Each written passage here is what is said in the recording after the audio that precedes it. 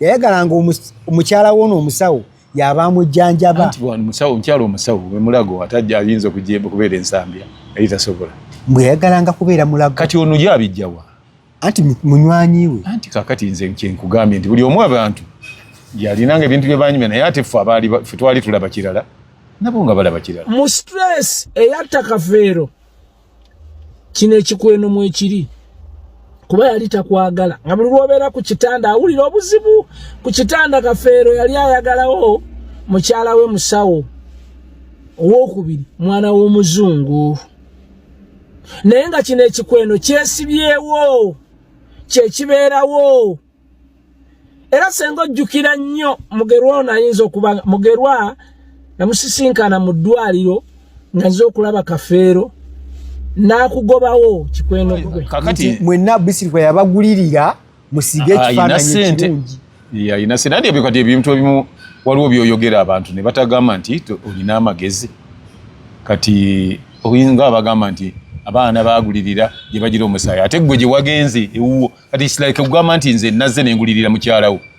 naliko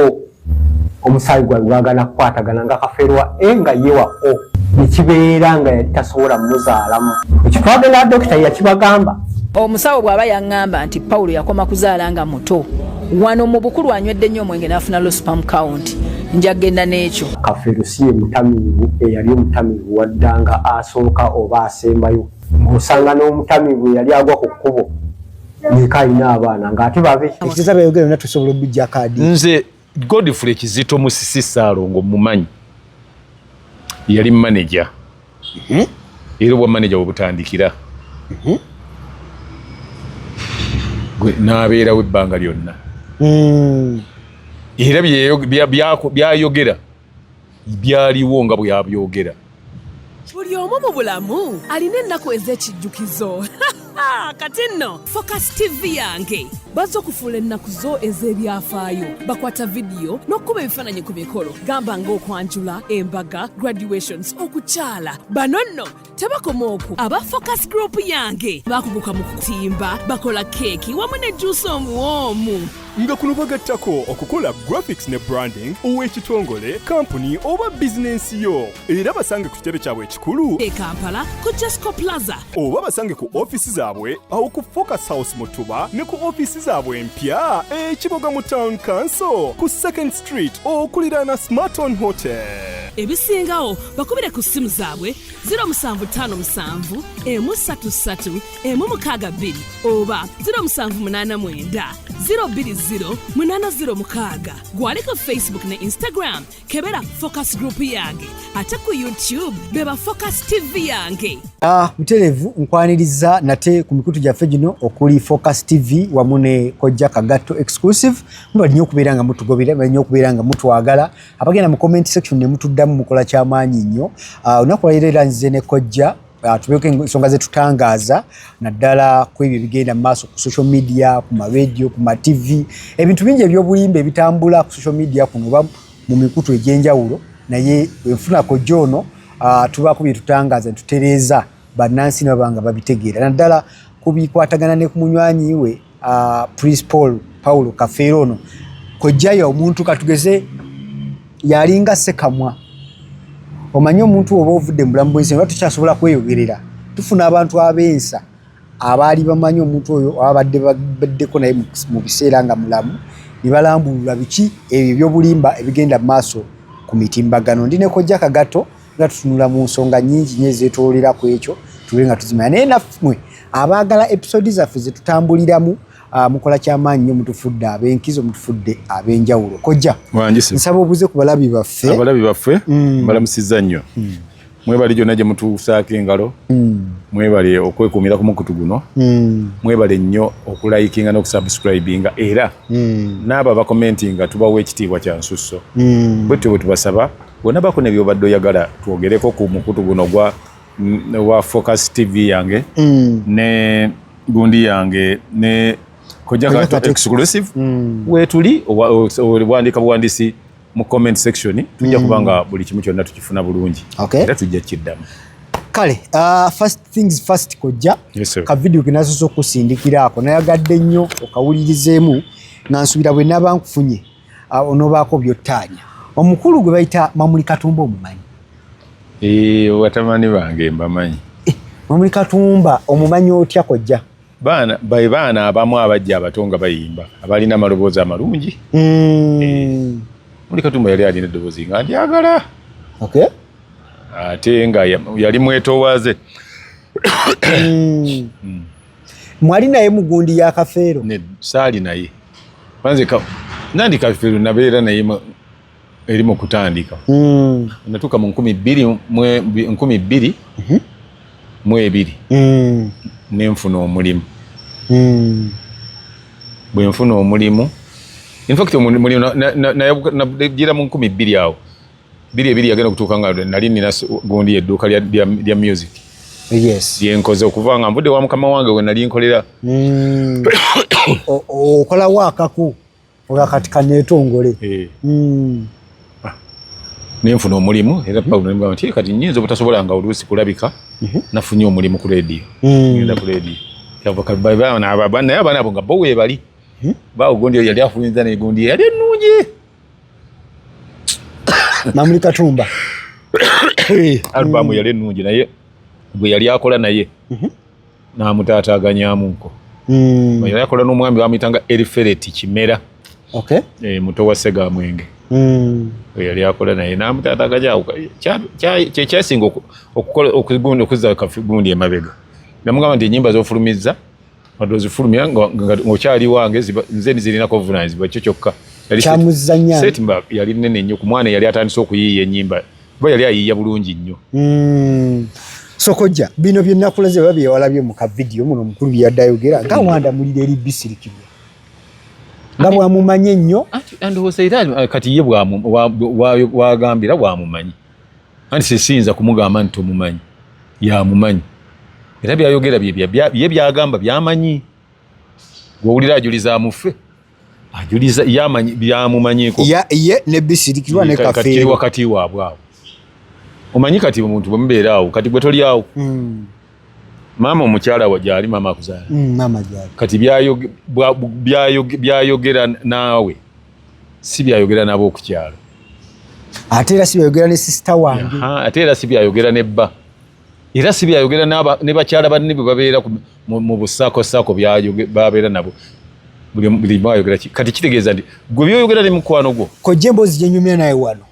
Ate si gye nyumya ne Ebron. Ate kisoboka. Ne Megatron. Kati we kiri. Ate oba ne bwe tubanga tuva kukola nga tukola gundi interview ku kintu kyekimu. Tosobola era kwogera bigambo bye bimu. Okujjako facts zokka zezisigala nga zezimu. Zo tezikyuka. Mu byayogedde binawuliddemu. Nange kojja jjatangaaza. Wano yagambye ayina ennyimba ezaakubibwanga naye obubaka bwe yabuweerezanga bisirikirwa ye n'atakitegeera. Kati ye oyo kati yamanyi lwaki bwagamba nzisinza kubanga nkimanyi. Kubanga nze nange ennyimba bwe nziwulira nange nzitegeera bwange. Manyi kifaanana nga ate gwe okusinziira obubaka oba bw'otegeera embeera zo n'omuntu oyo ng'ogamba nti ye bayimba gundi. Nga bw'olaba ennyimba ze bayimba nabagamba nti yayimba obote awo yayimba gundi oyo yayimba kino. Buli omu n'ayambaza akagato ne kamutuuka. Kati gwe katuuka naye ng'ate oli ayinza okukambaza ne kamunyigabonyizi naye nga tekamutuuse. Naye ng'ate akambadde. Ebyo ebintu abantu oluyimba bwe baluyimba buli omu alowooza byayagala mu luyimba olwo. Era ojja kulaba oli bw'aba ne mujjawe nga baleese nti mujjawe si muyeekera bw'oluyimba. Kati goba otandika oduyimbira waka omukazi oli baba ayagala bala atandika okutunulira obubi. Akagato ng'akambadde. Eero kaba kamutuuse. Kojja bwe bimu byayogedde mu kavidiyo ke nkuweerezzaako yagambye nti okumanya gaali Kafeero ye tayagala bisirikirwa nga weesiba ku musajja ono ne mu bulwadde bwamuluma ensambya wali ye yayagalanga musawo yaba amubeerako. Omukyalo oyo omusawo mukakafe. Omusawo ate bwe mulago. Yayagalanga omukyala w'ono omusawo yaba amujjanjaba. Anti omukyalo omusawo bwe mulago atajja ayinza okubeera ensambya yali tasobola. Bwe yayagalanga kubeera mulago. Kati ono gyabijjawa. Anti munywanyi we. Anti kakati nze nkugambye nti buli omu abantu yalinanga ebintu bye banyumya naye ate ffe twali tulaba kirala nabo nga balaba kirala. yayinza okwanga bwe babeeranga bombi nga bimunyonnyola ebyo nzisinza sijjaako muntu era ne batuuka n'ekiseera Mugerwa we bajja Mugerwa ono muto wa Kafeero bajjawo ko naye ne Mamuli Katumba bagenda okutuukawo nga Bisirikirwa yaliwo Kafeero n'alagira Bisirikirwa aveewo ayogereko nabo era balina bye yabagamba bo nga bo nti Bisirikirwa yali mu bulamu bwa Kafeero naye ng'amwezinze kumanya olukokobe ng'amwesibyeko ng'olukokobe mu bulamu bwe ng'oyo balina n'oyo nga tamwagala yali alaba kati omanyi nze sinza kulaba mukazi wo nti akwesibyeko oba amwagala oba tomwagala ate ne Bisirikirwa nesiba gye yeesiba ku Kafeero yali ya mulembe njagala mukazi gy'aba nesibako nga bangulira n'emmotoka empya bangulira bino bangulira biri nga buli mmotoka ekaddiwa takagidwa agula yeyagalidde n'akutwala nze naliko ne Bisirikirwa ni Kafeero oyo kasiwukira yakabawa ssente bw'ati nga Kafeero tebannaba n'ennyimba zabagenda okuba tabnabazirowoozaako n'agenda agulira Bisirikirwa emmotoka empya ttuku yali yamukyawa nnyo yayita mwagalira ddala era obukyawe bwe yamulaga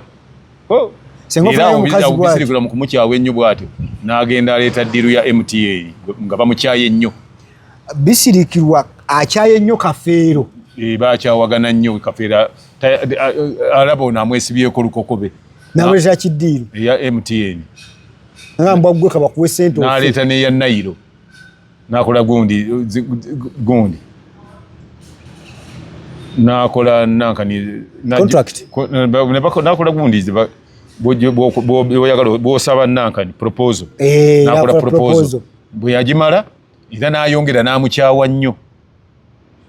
yamukyayira ddala nnyo n'amufunira agula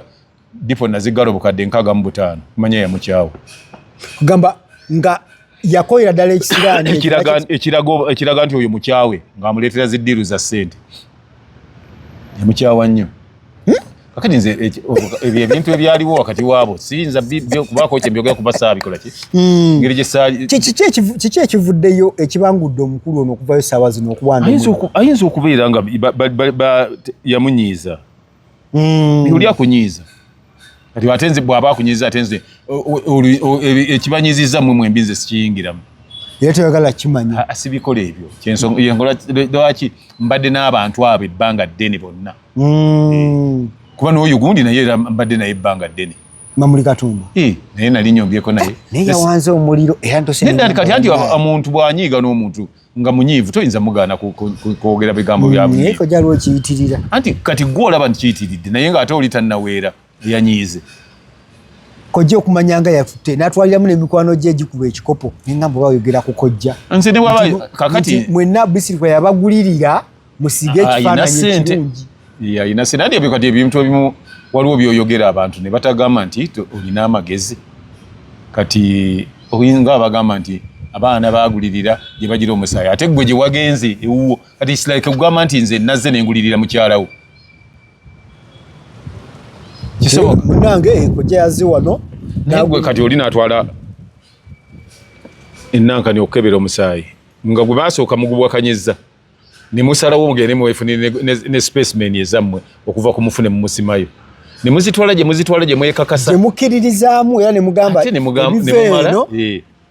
era nzijukira ne Mugerwa ng'agamba nti kebasimudde Kafeero ebinaavaamu ki byebyo era n'amala n'agamba n'ogamba nti bwe bajja nga abaana bano bali bana bantwala eruzira bansiba amayisa kitegeeza yali yeekakasa sisitemu gye batuttemu bino bwe banajjayo bwino omusajja oyo tebamukwale ne bamutwala eruzira ebyo ebigambo okwetema ebyo kojja ekyo kyoyogedde kyali kiraga nti baali beesimbu era nga bamativu ekinaavaamu kyonna bajja genda nakyo era bagenze nakyo kuba abaana bo bali bana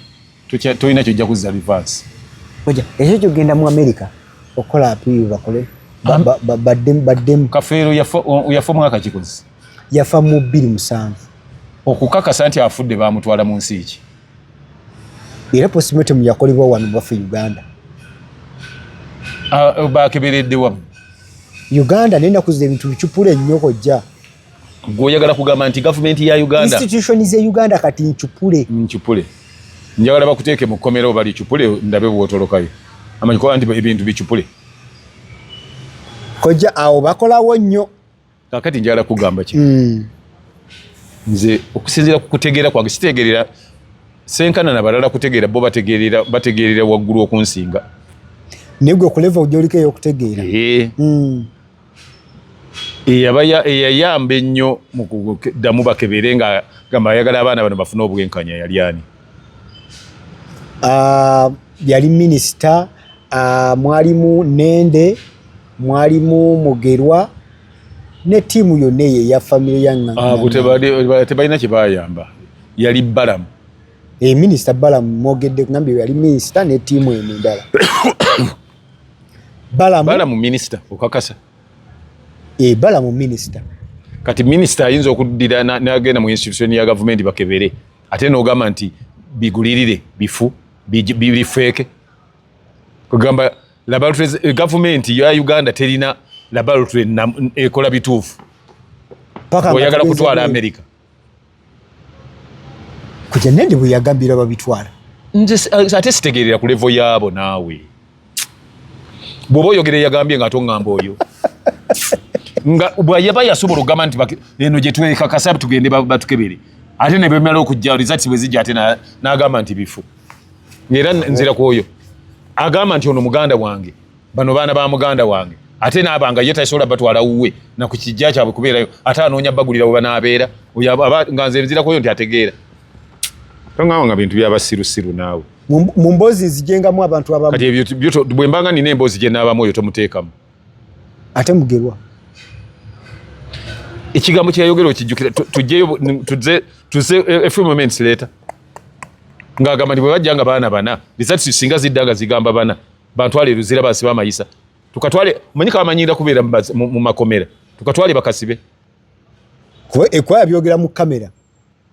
kati bamukwate bamutwale bamusibe lwaki yesaako ekintu bwe kiti kojja twabadde tuli awo omwami n'avaayo ani ye Kizito Saalongo Kizito bambye kojja omwami oyo zijjukira omwogerako mu mboozi gye twali ndoza ffe tukola episode za Kafeero anti nembagamba omwami oyo yaani era okuva lwe navaayo nga ye manager wamuleka nga manager sinze namuleka Kafeero yamuteekawo nga manager ekiteeza byayogera byonna tusobola okujja kaadi nze Godfrey Kizito Musisi Saalongo mumanyi yali manager era obwa manager bwebutandikira n'abeerawo ebbanga lyonna era byayogera byaliwo nga bwabyogera amabe alina alubamu namba yali manager alina okuba nayo n'olwekyo byayogera tabijja bbali tabulira biwulire byonna biki bituufu kubanga byayogeranga wakati we naki yali katugeze ya bosi we yali bosi we kakati toyina bw'oyinza biwakanya nga nze byenjogera naawe leero oli tagamba nti bifu wabula agamba nti babyogera abo n'oli kati ate naawe olina bw'oyogera nabo atalinze nze siyinza agamba nti bw'oyogedde nabo atalinze nti bifu oba okitegeera kye ngamba so buli muntu bw'aba alina gw'ayogera naye ddi lw'ayogera naye ebintu by'ayogera naye biba byebyo naye kujja waliwo zogambye zibayita facts anti ze facts zisigalawo kati ye bw'aba kyaleese nga kyagamba nti ye fact ate naawe fact kati waliwo omuntu gw'akubira wano essimu n'omugamba nti siriiwo nno ndi Nakirebe ndi mukyalo eno ndi mu nnimiro kati ate ze bwemanyi kukubire nti ndi kujakalanda ndi mu kamera n'omulala nakubira nagamba nti nina gyenva bonna baba batuufu oba bazzeemu buli gw'oyogera naye oba oyogedde naye by'oteekwa okwogera naye sina kyenyinza kuwakanya ku Kizito kyayogera kantu kamu nnyo kenyayagadde kale okwongera okutaanyamu oba okwesibako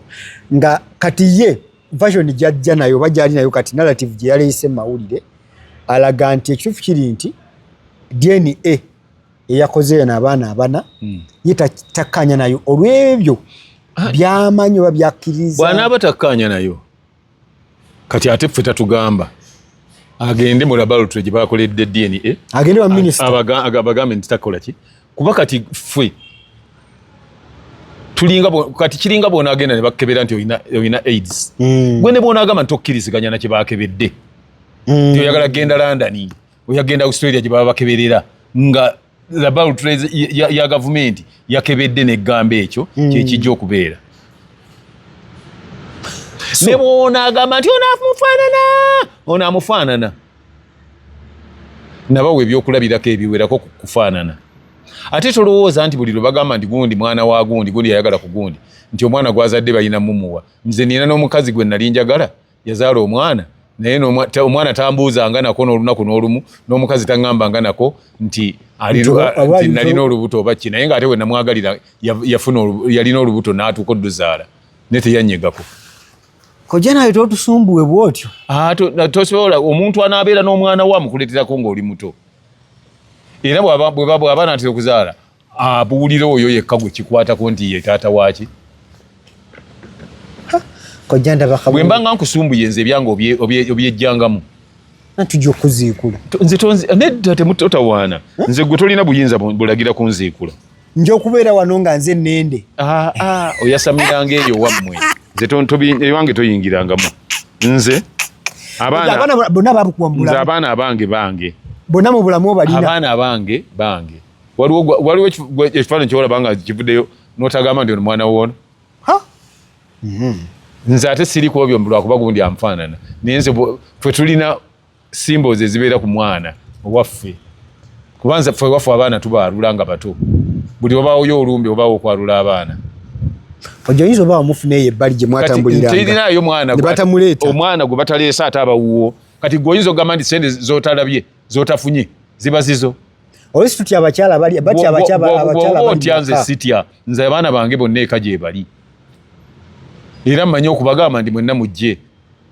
kati gwe omukazi bwoba olumu osindikirirwa emmeme negamba ndi vaawo okwo kuba bano baana bali waabwe kojja ebiri mu kulumya kati ebiri mu mawulire bya mukwano gwo ebimu teyabyogera ku kamera okyalina omukisa okubyogera wano nze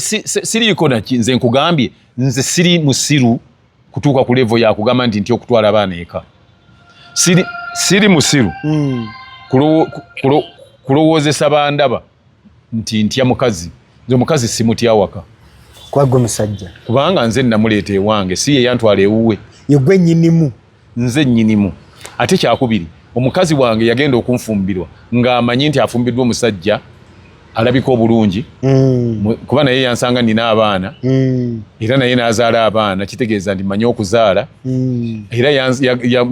yanfumbirwa amanyi nti afumbiddwa omusajja musiraamu bamuyita Ibrahimu etteeka ly'abasiraamu awasa abakazi abasukka muki byonna abimanyi so nze mukazi wange talina buzibu bw'alisanga mu kubeera nti nina abaana bangi era n'okubatwalayo n'okugamba nti bagenda kwalula n'alaba nga baalula 5 tekimusinduukiriza mmeeme kojja waliwo okubeera ng'ofunye omukyala ali mu maka ga musajja n'atya okwogera kakati oyo ali mu maka bw'atya kwogera okuzikira ne balyoka baleeta kati ekyo okijjawa nze omukazi yenna gwe mba naye nga nakamufuna kyemusooka omugamba ti nze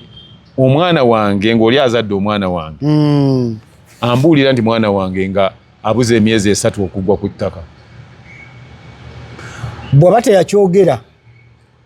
toddamu kunnyega kigambo kyonna ojja tugenda okuwira wano n'abaana tugenda okuweerera wano abaana nga bwe waweerera abaani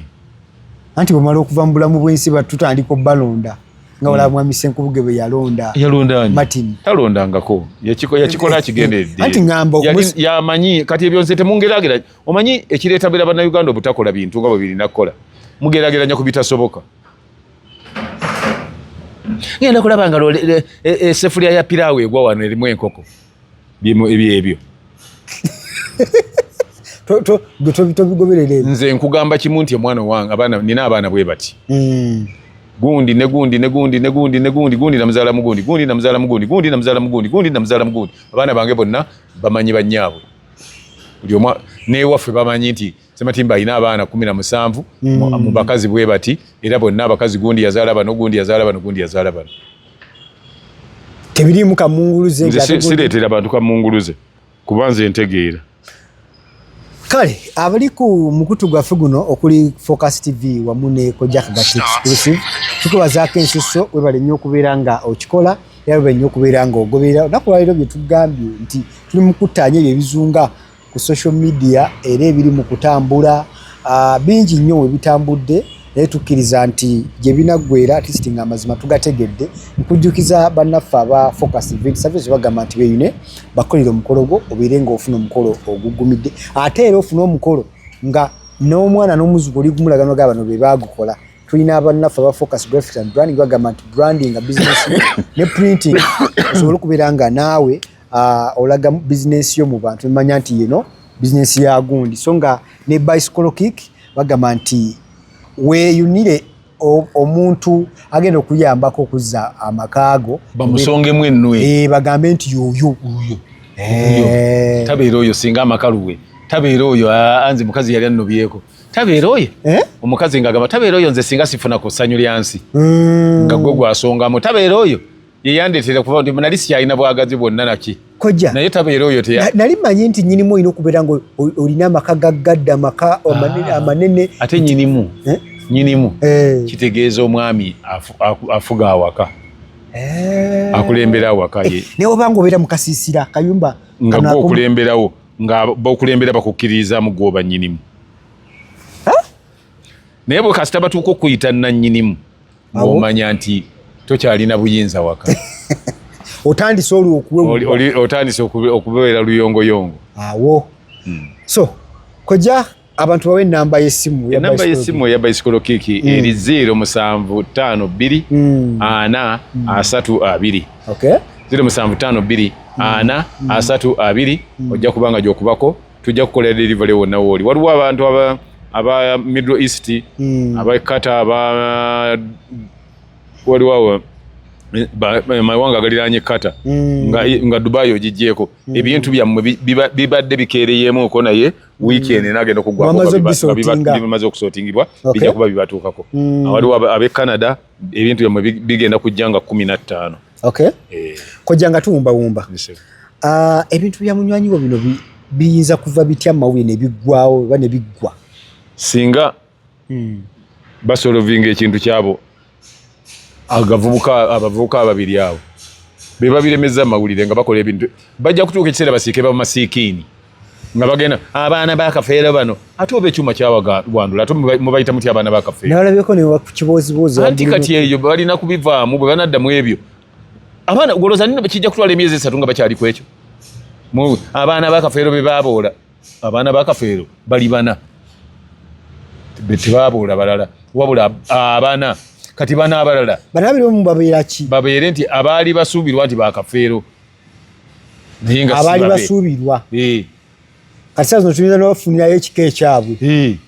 wate ate singa banyaabwe bajja ne bagamba nti twali mu nsonyi we baana bange bambi nakolamu ensobi yali nsobi olwokukola otya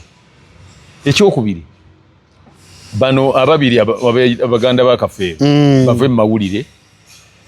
kuba kyekizibu kya famire eyo kasita otuuka okuba nga toyagala baana ba muganda wo ng'oyagala abaali balowooza nti baana be